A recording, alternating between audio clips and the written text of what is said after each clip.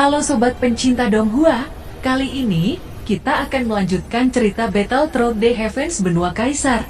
Cerita dan video ini diambil dari channel Mebarta.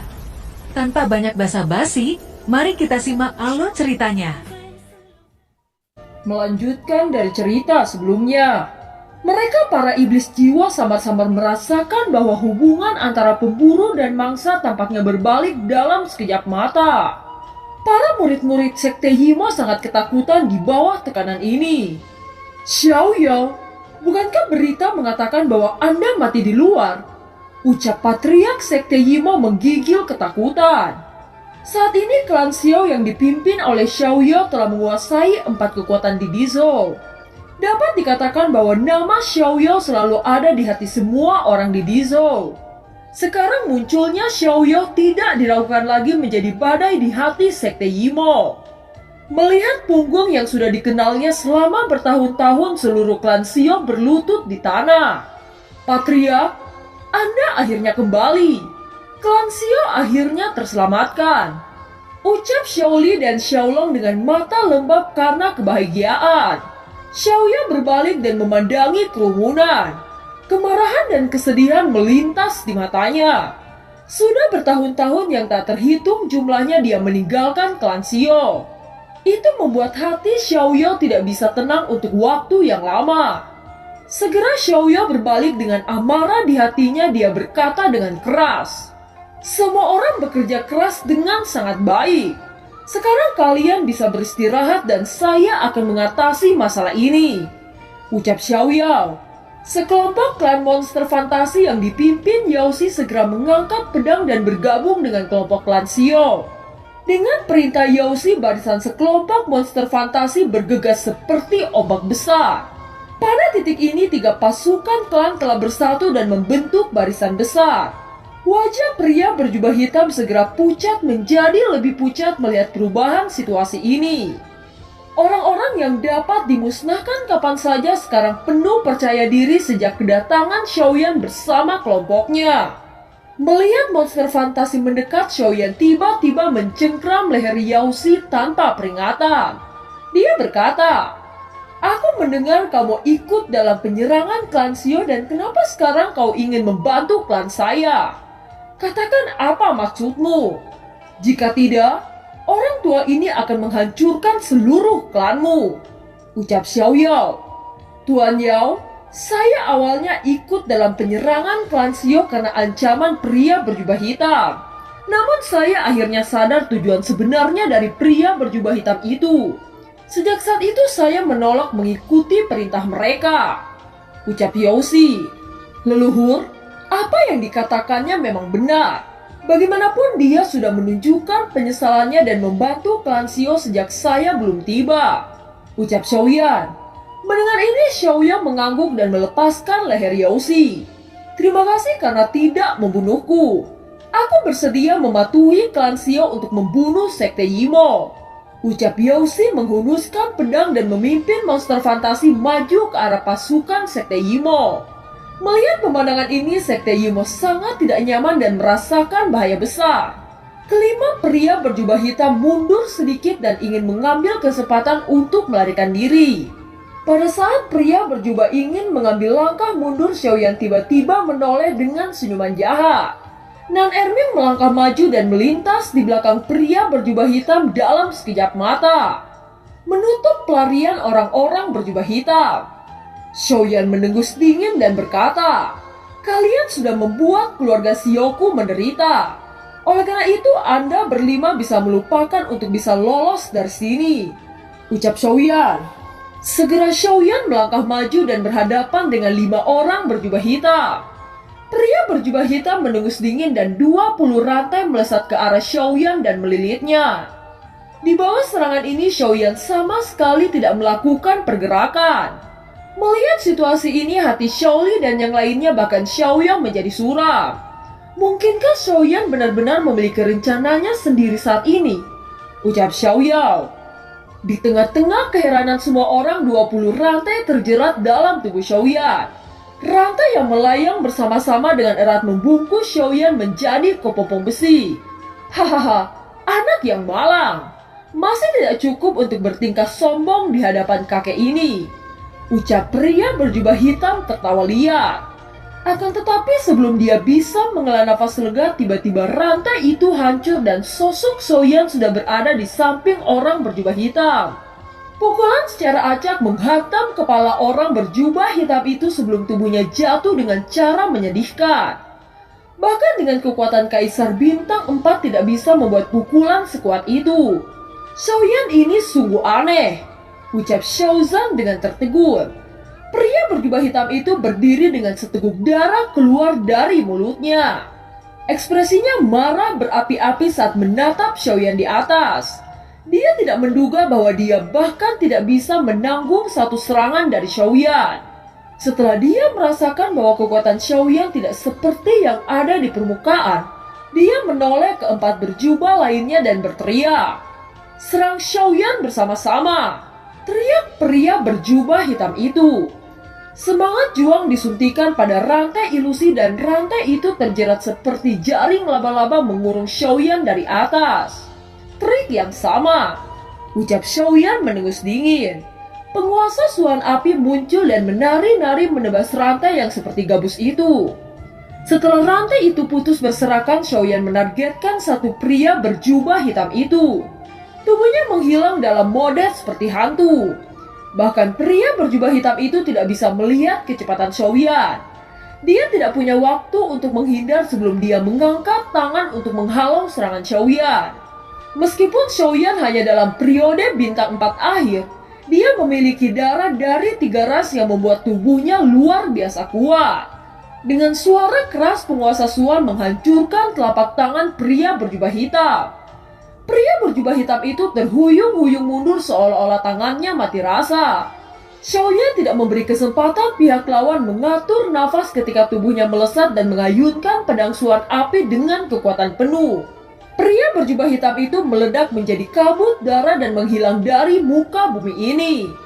Kejadian ini terlalu cepat sehingga semua orang yang menyaksikan ini tidak bisa untuk tidak terpana. Melihat pemandangan ini, Xiaoli dan yang lainnya menyipitkan mata dan menghembuskan nafas panjang.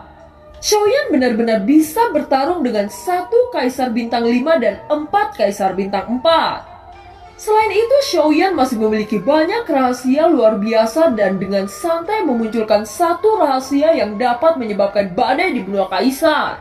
Setelah itu, Xiaoyan menoleh ke arah 4 berjubah hitam lainnya dengan ekspresi acuh tak acuh saat dia berkata, "Karena satu orang dari kelompokmu sudah mati, tentu saja tidak adil jika kalian tidak menyusulnya, bukan?" Ucap Xiaoyan melirik keempatnya dengan ekspresi dingin. "Sungguh orang yang sombong. Kalian bertiga serang bersama-sama dan bunuh dia," teriak pemimpin berjubah hitam itu. Sebelum mereka bertiga bisa bereaksi, tubuh Xiaoyan menghilang dan detik berikutnya dia muncul di belakang 3 pria berjubah hitam. Penguasa Suan Api di tangan Xiaoyan membesar saat menabrak ketiganya. Suara patah tulang terdengar saat ketiga pria berjubah hitam berguling keluar pada saat yang sama. Setelah itu mereka jatuh ke bawah tanpa nafas dengan kondisi yang sangat menyedihkan. Xiaoqi sangat terkejut dengan kekuatan yang ditunjukkan Xiaoyan. Xiaoli, Xiaolong, dan Kaisar Ming memandang Xiaoyan di medan tempur dengan ekspresi tercengang. "Saya tidak percaya bahwa pukulan kuat ini sebenarnya dilakukan oleh Xiaoyan," ucap Xiaoli, Xiaolong, dan Kaisar Ming. Xiaolong hanya bisa menghela nafas lega, memuji trik rumit yang baru saja ditunjukkan Xiaoyan. Bagaimana mungkin Kaisar Bintang 4 membunuh dengan mudah 3 Kaisar Bintang 4? Ucap pemimpin pria berjubah hitam itu dengan tidak percaya. "Sekarang giliranmu," ucap Xiaoyan. Bagus. Saya telah meremehkan orang yang salah. Sekarang aku akan melawanmu sampai mati," teriak pemimpin berjubah hitam. Pria jubah hitam bergegas menyerang di bawah amarah yang ekstrim. Sosok Xiaoyan memutar dan menghilang lagi. Hanya menyisahkan kata-kata yang menggema di telinga pria berjubah hitam. Bagaimana ini mungkin? Kepanikan dan kegelisahan membuat pria berjubah hitam tidak berani bertingkah. Hati yang marah menjadi tenang. Jelas pada saat ini harga diri tidak lebih penting dari kehidupannya. "Jangan membunuhku. Apa yang kau inginkan agar melepaskanku?" teriak pria berjubah hitam itu. Dia sangat jelas bahwa Xiaoyan tidak pernah bisa membiarkannya pergi dengan mudah. Xiaoyan menekan aura membunuh di dalam hatinya dan berkata, "Saya suka melakukan transaksi dengan orang pintar. Katakan, faksi apa yang ada di belakang Anda? Jika Anda menjawab, saya tidak akan mengambil nyawa Anda." Ucap Xiaoyan. "Hahaha, Anda bermimpi," ucap pria berjubah hitam itu. Jika dia memberitahu Xiaoyan tentang faksi di belakangnya, kematiannya akan lebih mengerikan dibandingkan dengan Xiaoyan. Oleh karena itu dia menolak keras dengan permintaan konyol Xiaoyan. Teriakan pria berjubah hitam seperti raungan binatang buas. Dia mengaktifkan sisa kekuatannya. Dia menginjak kaki kanannya, mengepalkan tinjunya dan melemparkan ke arah Xiaoyan. Segera Xiaoyan mengaktifkan penguasa hitam dan memblokir serangan pria berjubah hitam. Setelah memblokir pukulan pria berjubah hitam, dia perlahan-lahan mengembuskan nafas dan senyuman aneh muncul di sudut mulut Xiaoyan. "Anda beruntung menjadi orang pertama mencoba teknik jiwa," ucap Xiaoyan. Segera kekuatan jiwa di puncak Lam menyapu dengan segera membungkus ruang ini. Pria berjubah hitam terkejut menemukan bahwa medan perang tiba-tiba sangat sunyi. Bagaimana bisa menjadi sunyi? Ini benar-benar mustahil. Hilangnya Xiaoyan tiba-tiba membuat pria berjubah hitam menjadi panik. Pria berjubah hitam memukul kekosongan berharap mengenai Xiaoyan. "Di dalam kekuatan jiwa, aku adalah penguasa segalanya dan aku yang mengendalikan hidup dan matimu," ucap Xiaoyan bergema. Pria berjubah hitam menemukan bahwa segala sesuatu di sekitar berubah seketika. Setelah Xiaoyan mengeluarkan kekuatan jiwa, pria berjubah hitam menemukan bahwa lingkungan di sekitarnya banyak pasir merah di mana-mana. Kabut samar naik di tanah merah yang tak berujung, membuat orang tidak dapat membedakan arah. Pria berjubah hitam terus berjalan, tetapi dia selalu kembali ke titik awal. Itu terus berlanjut sampai 10 kali. Wajah pria berjubah hitam dipenuhi keputusasaan. Xiaoyan menatap pria berjubah hitam yang dipenuhi keputusasaan. Segera tangan Xiaoyan membentuk segel. Tiba-tiba langit ditutupi oleh sungai darah. Aura dingin mencapai jiwa pria berjubah hitam. Adegan seperti itu membuat pria itu tertegun. Segera dia melihat sekeliling dengan waspada. Langit sangat dingin. Dengan teriakan Xiaoyan, sungai darah bergulung dan melonjak ke arah pria berjubah hitam. Dengan keputusasaan di matanya, pria berjubah hitam itu tenggelam dalam gelombang darah. Gelombang darah melewati tubuh dan langsung menuju jiwa pria berjubah hitam. Pria berjubah hitam menjerit dan berguling-guling di udara sambil memegangi kepalanya.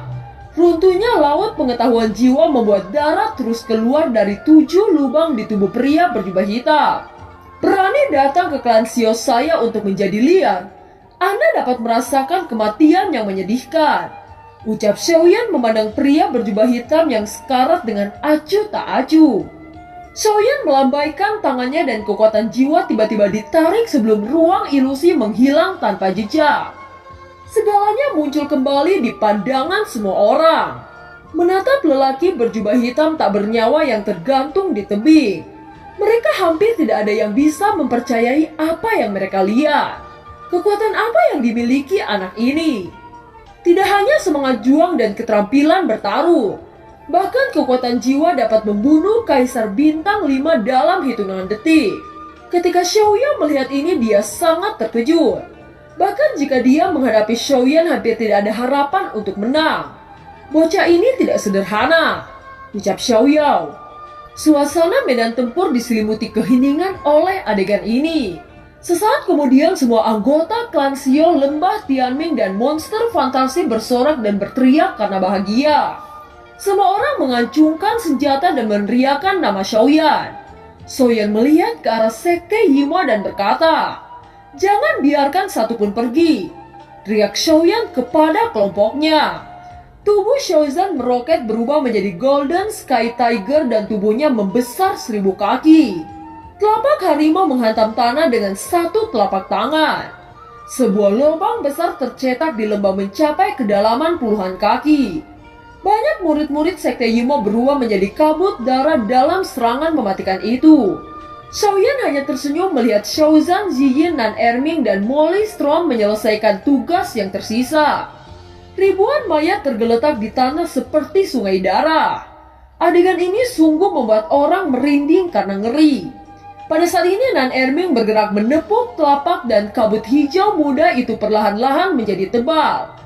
Itu mengalir membanjiri area dan bergegas seperti ombak menuju garis depan sekte Yimo. Di bawah serangan kabut hijau banyak tokoh sekte Yimo meleleh menjadi ketiadaan.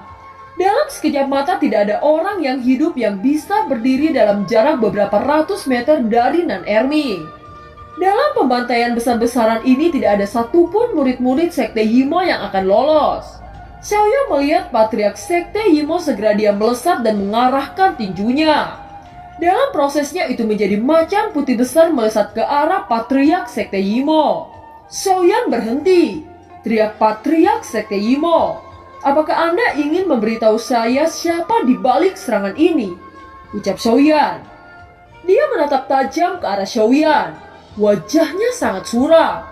Dia tahu jika mengungkapkan rahasia akhirnya hidupnya akan lebih menakutkan dari kematian. Dia lebih baik mati di tangan Xiaoyan daripada mendapatkan siksaan menyeramkan. Jika Anda ingin mati maka saya akan mengabulkannya, ucap Xiaoyan. Begitu kata-kata itu jatuh, bayangan ungu keluar dari mata Xiaoyan dan memasuki tubuh patriark sekte Yimo. Di tubuh patriark sekte Yimo garis merah padat seperti jaring laba-laba muncul di seluruh tubuhnya.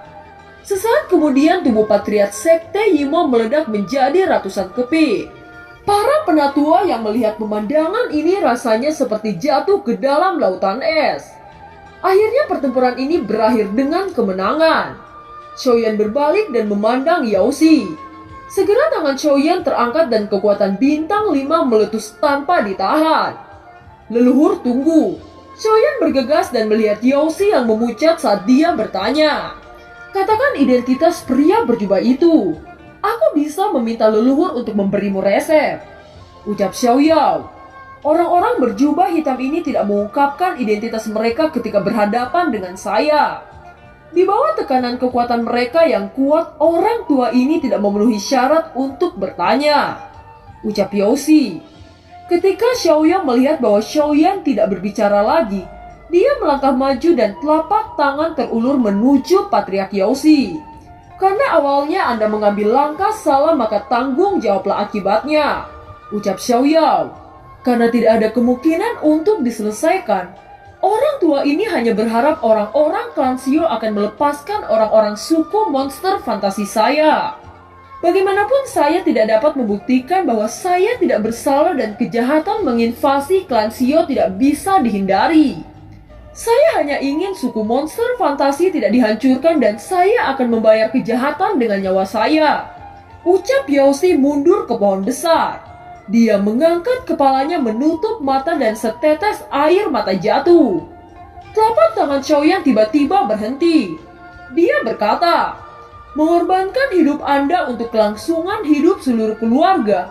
Anda juga tulang punggung keluarga. Saya akan mengampuni Anda. Biarkan Xiaoyan memutuskan hidup dan mati Anda, ucap Xiaoyao. Xiaoyao menatap Yaoxi dan menarik telapak tangannya berdiri di belakang Xiaoyan dan mencoba mendorong Xiaoyan untuk menjadi pemimpin.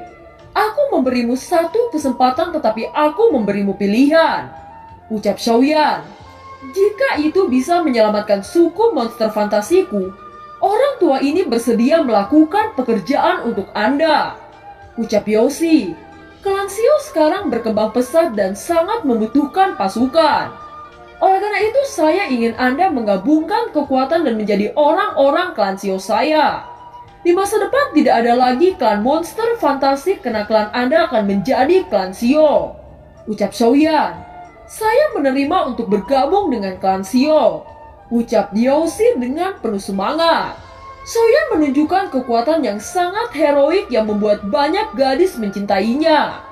Mereka melihat Xiaoqi yang cantik berdiri di sebelah Xiaoyan dan menyebabkan mereka semua sangat iri.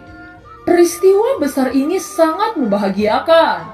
Tidak hanya Xiaoyan membunuh 5 orang berjubah hitam itu, tetapi Patriark klan Xiao juga sudah kembali. Klan Xiao kita akan sekali lagi bangkit, ucap Xiaoli dan Xiaolong dengan penuh sukacita. Tuan Xiaoyao, sudah beribu-ribu tahun ketika Anda pergi. Jika Anda terlambat kembali, Anda akan mengumpulkan tulang-tulang ini, ucap Kaisar Ming dengan sangat puas. Di antara orang-orang hanya Kaisar Ming yang berani begitu lugas dengan Xiaoyao. Puluhan ribu tahun hidup dan mati sudah cukup untuk membuat mereka meninggalkan semua etika. Xiaoyao bergegas memeluk Kaisar Ming. Ketika orang-orang Xiao dalam kesulitan, Anda tidak ragu untuk perang bersama klan Xiao sampai hidup dan mati bersama. Terima kasih untuk semuanya. Tampaknya setelah bertahun-tahun sifat buruk Anda telah banyak berubah, ucap Xiaoyao. Keduanya saling memandang dan tertawa pada saat yang sama.